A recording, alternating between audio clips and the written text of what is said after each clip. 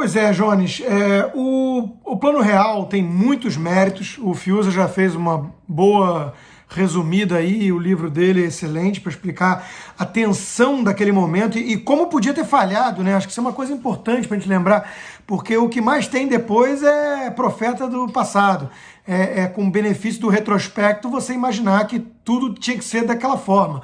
O Fernando Henrique Cardoso era, acho que, o quarto ministro em poucos meses e havia toda a possibilidade do mundo de dar errado, né? Então, assim, o trabalho de indivíduos, como Gustavo Franco, Pércio Arida e o próprio Fernando Henrique Cardoso, esse trabalho fez toda a diferença do mundo, né? E aí, vem algumas coisas importantes da gente destacar aqui, na minha opinião. Primeiro, é que temos que reconhecer o mérito dos tucanos. Então, eu sou muito crítico ao PSDB, à social-democracia em geral, mas dentro da trajetória política brasileira, né?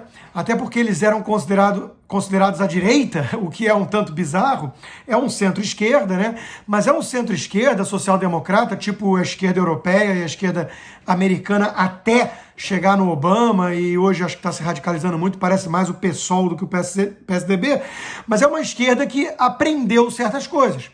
Uma delas é a necessidade de você ter austeridade e você ter mercado.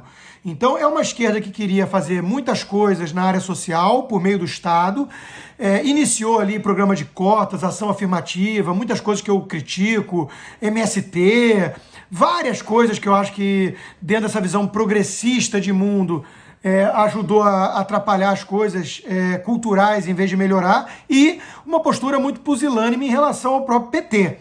Né, a felicidade com a qual o Fernando Henrique entregou a faixa presidencial para o Lula diz tudo. Eles eram companheiros de caminhada, né, ideológica. Um era um socialista fabiano, mais light, um intelectual, o outro era até meio desprovido de ideologia, mas sentia o cheiro do oportunismo numa coisa mais radical e socialista. Mas é exatamente isso que eu vejo, né? O PSDB, como social-democrata, é a esquerda que não só botou um certo perfume francês nos modos, né, como aprendeu certas lições de matemática e economia básicas. Então, a primeira coisa é que não dá para tirar o mérito não só do Plano Real, como da Lei de Responsabilidade Fiscal, das privatizações que foram feitas de forma, muitas vezes, criticáveis, mas que foram feitas, né? E tudo isso merece, sim, aplausos. Então, eu reconheço os méritos do legado tucano nesse aspecto. Esse é o primeiro ponto importante. Então, quando você vai discutir com a Helena Landau e companhia, o Pércio Arida e tudo, vários que eu vejo hoje como progressistas condenando certas bandeiras liberais, né, e conservadoras, que eu acho legítimas também na área de costumes, é um bom debate. É a esquerda que eu acho que faz parte de uma democracia madura. Tem que ter uma esquerda, e a esquerda é o quê? É o PSDB, é a Helena Landau, é o Pércio Arida, é o Eduardo Janete da Fonseca, junto com a Marina. Então, isso é uma esquerda que você tem diálogo. A esquerda mais jurássica e radical, essa que fala que a austeridade é pecado, essa que cospe em todos esses legados e que lá atrás estava contra o Plano Real, estava contra a Lei de Responsabilidade Fiscal, estava contra todas as privatizações. Essa é a turma de sempre. São os mesmos suspeitos de sempre. É o Ciro Gomes, o PT e companhia.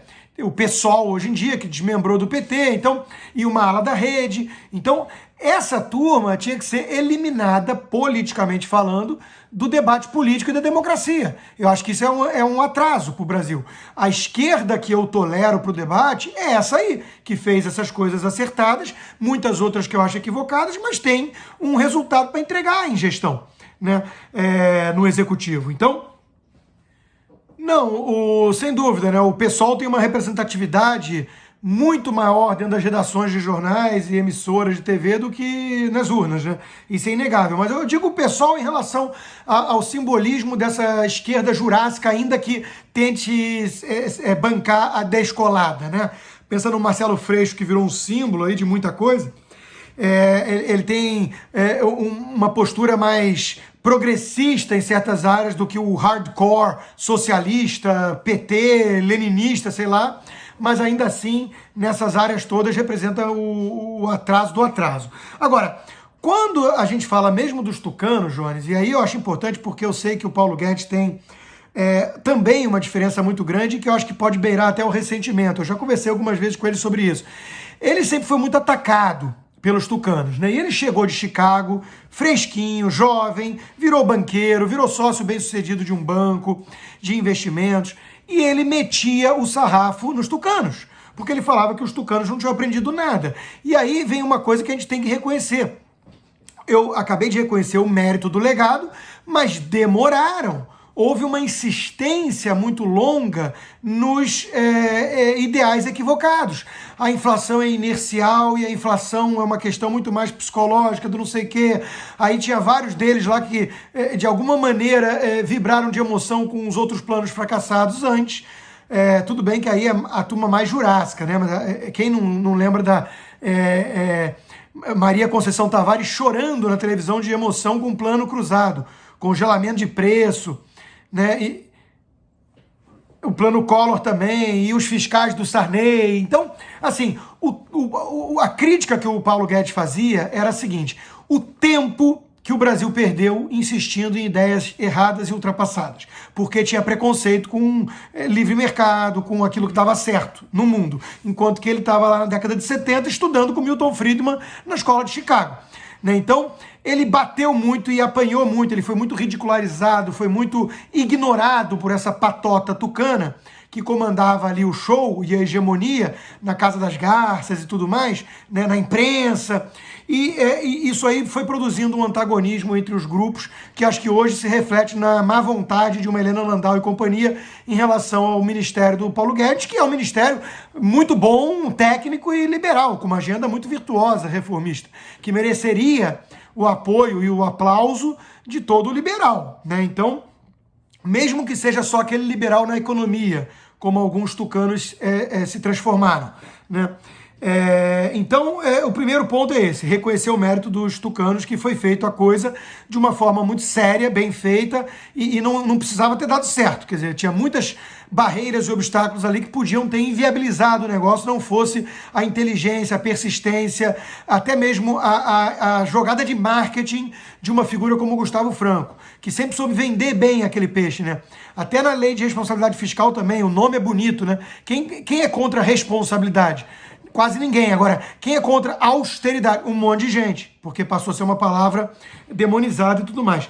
E aí vem uma outra coisa que eu gostaria de falar, né? Existem duas formas de você chegar à responsabilidade fiscal, à austeridade, né? Uma delas é você cortando o gasto público, a outra é você aumentando imposto. Os tucanos, via de regra, insistem ainda muito, né, na segunda trajetória, né? Esses dias mesmo tinha uma jornalista aí conhecida, que se diz liberal, e é liberal no sentido americano do termo, ou seja, é uma social-democrata tucana, de esquerda, né, que estava falando exatamente isso. Não é preciso ser de direita para defender a austeridade. Olha só, o caminho pode ser subir imposto sobre fortuna, imposto sobre dividendos e tudo mais. Porra, isso aí é esquerda, né? O que os liberais defendem de fato é a austeridade, principalmente pelo caminho de cortar gastos públicos, né? Apertar os cintos. Eles entendem que o mecanismo de incentivo não é adequado nos gastos do governo, que não é anarquia, tem que ter o Estado, mas ele tem que ter o escopo muito mais reduzido, o menor possível, porque ele gera um mecanismo de incentivos inadequado. E aí eu chego, para finalizar a primeira intervenção, na questão das privatizações, né? Os liberais entendem que o Estado não é bom empresário. Ele não tem o mesmo escrutínio do dono ali, é o olho do dono que engorda o boi, como dizem os agricultores e produtores rurais.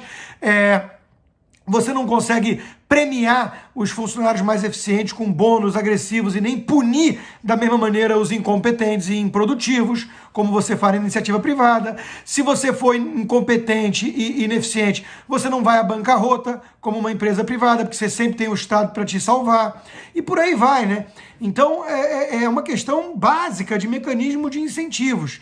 Os tucanos, alguns, entendiam isso e entendem. Agora, fizeram de uma forma muito atabalhoada, usando o BNDES como o grande instrumento, e aí criou-se aquilo que o professor Sérgio Lazzarini chama de capitalismo de laços, né? Meio que transferiu propriedade de um lado para o outro, mas não atacou no cerne o problema que é o excesso de Estado controlando os setores econômicos, né?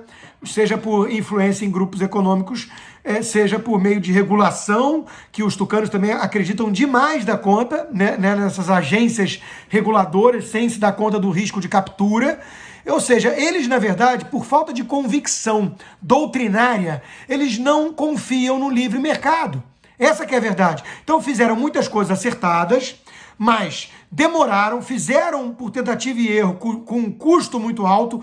O próprio Gustavo Franco teve que usar a âncora cambial para segurar a inflação, justamente porque a cavalaria não ajudava no lado fiscal, e ele reconhece isso. O Paulo Guedes deu uma palestra inesquecível na PUC, quando eu era estudante de economia, sobre isso, né, usando uma analogia com Napoleão, falando: Napoleão chegou na Rússia, tomou o espaço.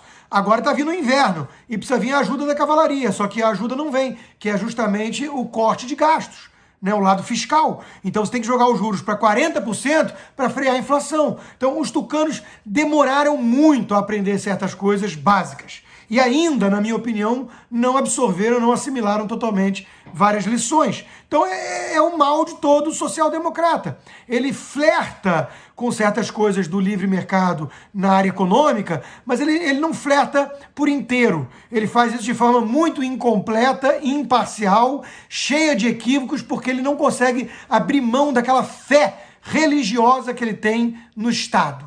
O Estado como locomotiva do progresso, do crescimento, do combate às desigualdades e injustiças sociais. Então ele olha para o ente estatal, né, como formado por santos oniscientes e clarividentes e onipotentes, e não como um instrumento muito imperfeito, formado por seres humanos dominados pelas mesmas paixões que todos nós, só que com um mecanismo de incentivos muito pior. Então, sem dúvida, os tucanos fizeram privatizações importantes, mas podiam ter feito muito mais e muito mais rápido e de forma muito melhor, não fosse esse ranço estatizante, né? E, para fechar, a melhor forma de ilustrar esse ranço estatizante foi na eleição de 2006, o Geraldo Alckmin, que é até de uma ala mais conservadora dentro dos tucanos, tendo que virar um outdoor ambulante de broches de empresas estatais, quando foi acusado pelos petistas de ser um privatista, né? Então, aquilo ali mostrou com perfeição como os tucanos não conseguem assumir nem mesmo aquilo que fizeram de certo, viu? Até porque teve que eu escrever um livro sobre privatização, porque nenhum tucano fez.